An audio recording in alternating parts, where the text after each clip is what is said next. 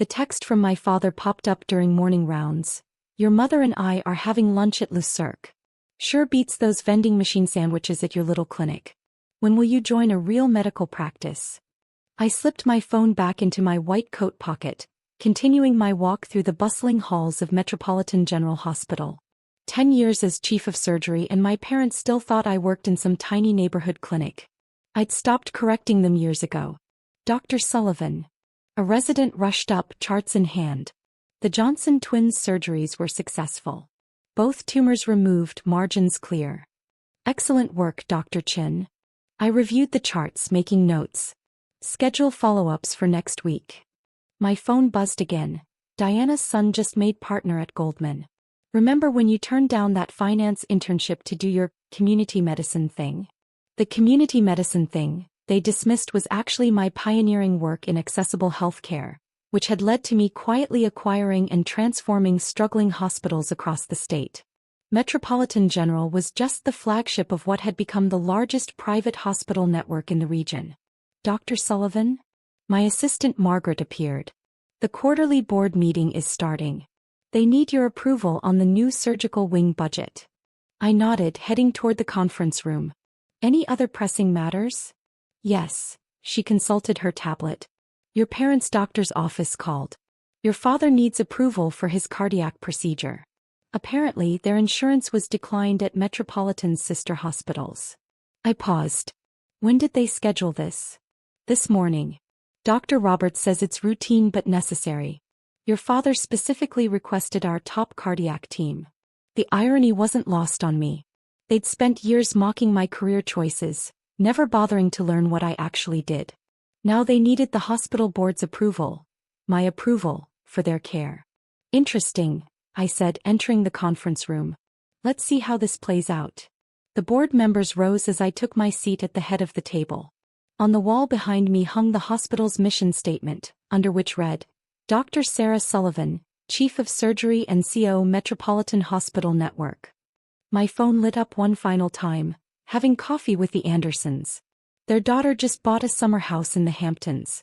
Meanwhile, you're still playing doctor in that little clinic. When will you do something impressive with your life? I smiled, picking up my pen to sign the day's authorizations. Sometimes the best revelations come with a hospital letterhead. Margaret, I called, please show my parents in when they arrive. I think it's time for a long overdue family meeting. The look on my father's face when he walked into Metropolitan's executive suite was worth every dismissive comment I'd endured over the years. His eyes darted from the mahogany conference table to the wall of medical achievements, finally landing on the large nameplate on my desk. Dr. Sarah Sullivan, Chief of Surgery and CO. There must be some mistake, he stammered. We're here to see the hospital board about my procedure. You are seeing the hospital board, I replied, gesturing to my seat at the head of the table. Well, the chair of it anyway. My mother clutched her designer handbag tighter. Sarah? Work here. Not exactly, I said, opening my laptop. I own here. Along with the other 12 hospitals in the Metropolitan Network. The sound of my mother dropping into a chair echoed through the room.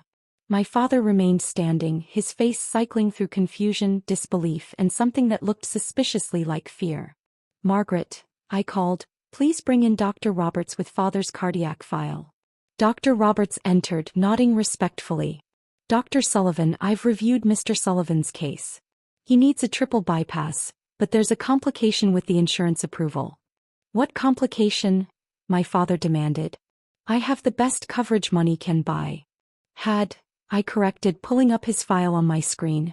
Your insurance provider dropped Metropolitan Network hospitals from their coverage last month. Something about, what was it, Margaret? Their CEO's inappropriate comments about community hospitals at the healthcare conference, she supplied helpfully. Ah yes, I smiled. Apparently he shared your opinion about smaller medical facilities. Unfortunately, he discovered too late that those smaller facilities were part of our network, which handles 60% of the cardiac procedures in the state. My father sank into the chair beside my mother. But your little clinic was the pilot program for our accessible healthcare initiative, I finished, which has now grown into the largest private hospital network in the region. The real medical practice you kept asking about? You're sitting in it. Dr. Roberts cleared his throat. Dr. Sullivan, should I reschedule Mr. Sullivan's procedure for next week? I studied my father's face. The same face that had smirked through countless family dinners as he compared my career to those of my cousins in finance and law. The same face that had dismissed my medical school graduation because it wasn't prestigious enough. That depends, I said, turning to my parents. Do you still think I'm playing doctor, Father? Sarah, my mother intervened. Of course we support your career. We just wanted the best for me. I interrupted. Like when you told the Andersons I was slumming it in community medicine. Or when you conveniently forgot to invite me to family events because you were embarrassed by my small-time job. My father's complexion had taken on a concerning shade of gray. Dr. Roberts noticed too, frowning at his monitors. Dr. Sullivan, he said quietly, medical decisions aside, your father's condition does need attention soon. I nodded, pressing the intercom. Margaret, please bring in the insurance paperwork. And the statement of fees. My mother's eyes widened. Fees. Standard out-of-network rates, I explained. Unless, of course, the board approves an exception. Which would require my signature. The papers arrived. My parents stared at the figures. The cost of a luxury car for a single procedure without insurance coverage. You wouldn't, my father whispered. I picked up my pen, thinking of all the times they'd belittled my choices, my dedication, my vision for accessible healthcare. Actually, Father, I said, I think it's time we discussed what I would and wouldn't do. Starting with your surgery. 2 weeks after my father's successful surgery, I stood in Metropolitan's new cardiac wing, watching through the observation window as he attended his first rehabilitation session. The bill for his procedure sat unsigned on my desk upstairs, a reminder that some lessons need time to sink in. Dr. Sullivan? Margaret appeared at my side. Your mother is in the waiting room. Again. I checked my watch. 3rd time this week. Is she carrying her usual peace offerings? Designer bags and gilt, Margaret confirmed. And she's been asking the staff about your schedule, your achievements, your medical patents. Everything she ignored for the past decade. I smiled, remembering how quickly my mother's attitude had changed after discovering my position. The woman who'd once dismissed my little clinic, now bragged about her daughter, the brilliant hospital Sue, to anyone who would listen. Send her up to my office, I decided. It's time we had a real conversation.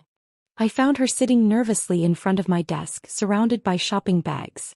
Through the floor-to-ceiling windows behind her, I could see the construction of our new research center, funded by the patents she'd never bothered to ask about. The cardiac team says Dad's making good progress, I said, taking my seat. Thanks to you, she replied quietly. Sarah, about all those things we said. You mean like telling the Andersons I was wasting my potential? Or suggesting I was hiding in community medicine because I couldn't handle real success? She flinched. We were wrong.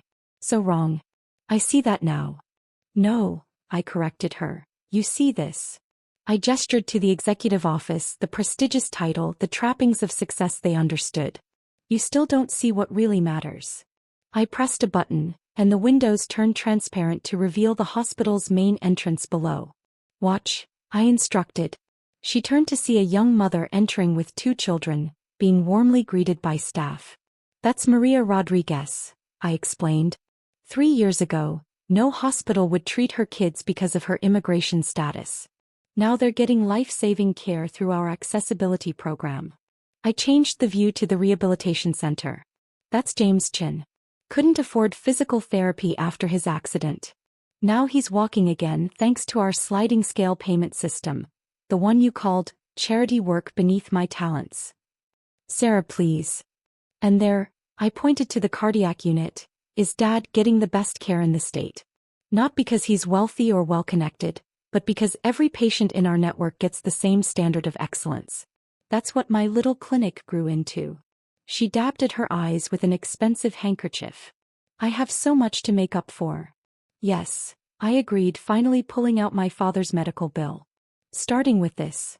She stared at the 6-figure sum. We can arrange payments. Or, I said, you can do something more valuable. The network is opening 5 new community clinics.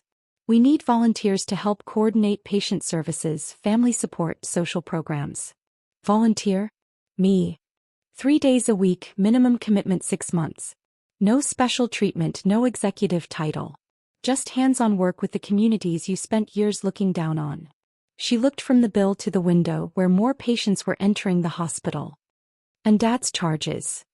We'll discuss adjusting them based on your volunteer hours, I said. Consider it a lesson in the value of community medicine. To my surprise, she straightened her shoulders. When do I start? Monday. Margaret will show you where to get your volunteer badge. And Mom? The designer outfits stay home. Clinic work requires comfortable shoes and humility. After she left, I walked down to the cardiac unit.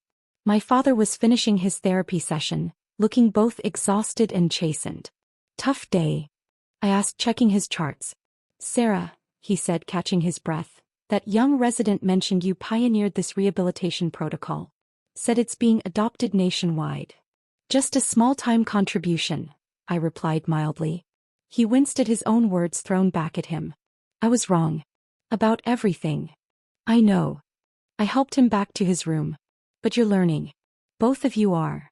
Your mother told me about the volunteer program, he said. She's excited. Never seen her like this. I checked his vital signs, the gesture automatic after years of practice. Sometimes the smallest clinics teach the biggest lessons. And my bill? He asked cautiously. Let's see how Mom does with her community service first, I smiled. Consider it a family rehabilitation program. As I left his room, my phone buzzed with a message from Margaret. The Andersons called. They need approval for their son's sports injury treatment. I laughed, heading back to my office. Turned out running a small-time hospital network had its advantages after all.